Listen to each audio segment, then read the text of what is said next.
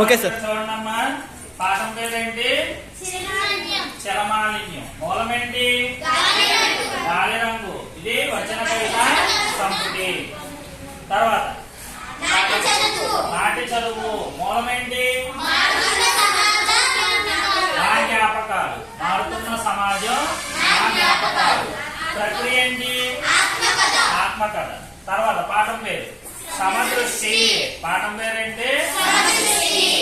మూలం అల్పపీడనం అనే గ్రంథం. ఇదే సంపుటి? గజల్ సంపుటి. తర్వాత